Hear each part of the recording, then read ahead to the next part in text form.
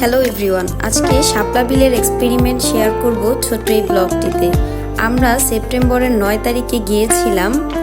রিসোর্টটি হলো 300 ফিট জিন্দা মধ্য পার্কের একটু সামনেই। আমরা যখন বাসা থেকে বের হয়েছি এর কিছুক্ষণ পরেই গুড়ি গুড়ি বৃষ্টি শুরু হয়ে গিয়েছে।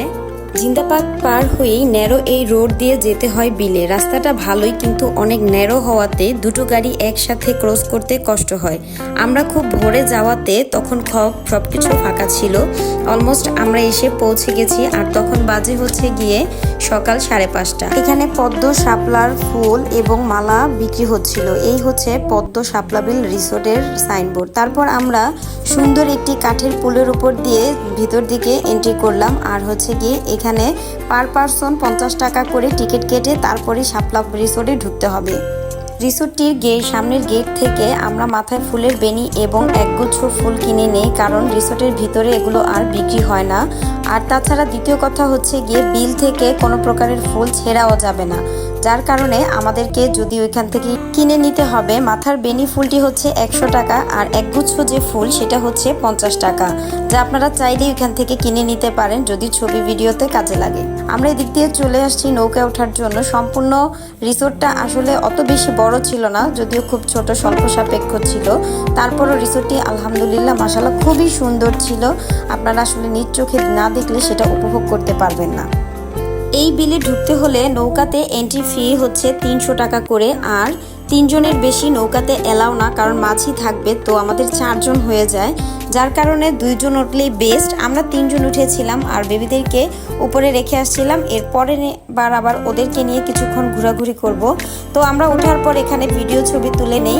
আপনারা যদি এখানে আসতে চান তাহলে খুব সহজেই কুড়িল বিশ্ব রোড থেকে বা এয়ারপোর্ট থেকে বা আবদুল্লাপুর থেকে যে যেখানেই থাকুন না কেন চলে আসতে হবে 300 ফিটের দিকে। আর সেখান থেকে জিন্দা মধ্য পার্কের সেখানে আসলে পরে এর কিছুটা সামনেই লোকজনদেরকে জিজ্ঞেস করে করেই খুব অনায়াসে চলে আসতে পারবেন এই বিলে। এই বিলের সবচাইতে সুন্দর দৃশ্য হচ্ছে গিয়ে এই পদ্ম ফুল, যেখানে কিনা সব জায়গাতে আসলে সচরাচর হয় শাপলা দেখা যায় আর নয়তো পদ্ম দেখা যায়, তবে একের ভিতর দুই আপনি খুব সহজে এখানে পেয়ে যাবেন। আর তা হচ্ছে গিয়ে দুটোই এখানে পাওয়া যাচ্ছে। আমরা আমাদের জীবনের বিষণ্ণতা, কষ্ট, অবসন্নতা সবকিছুকে দূরে রাখার জন্য চলে আসতেই পারি এরকম একটা প্রাকৃতিক সৌন্দর্যের মাঝে, যেখানে আসলে আপনি আপনার মন প্রাণ উজাড় করে নিজেকে উপভোগ করতে পারবেন, নিজের সময়টাকে ভালোভাবে কাজে লাগাতে পারবেন। একটা সময় হয়তোবা আমাদের সাথে অনেক সময় থাকবে, টাকা থাকবে, কিন্তু হয়তোবা মনের সেই ইচ্ছেটা থাকবে না যে কোথাও যাব, ঘুরবো। আমাদের সকলেরই কিন্তু কিছু না কিছু পাওয়া না পাওয়ার কষ্ট রয়েছে, তাই না? এটা কিন্তু থাকাটাই স্বাভাবিক। আপনি যদি সব কিছু পেয়ে যান তাহলে আপনার জীবনের কোনো পারপাসই থাকে না। আপনার যা আছে তাতেই মানসিক শান্তিটা খুঁজে নেওয়া উচিত। তাহলে দেখবেন আপনার কি নেই সেটা মনেই আসবে না।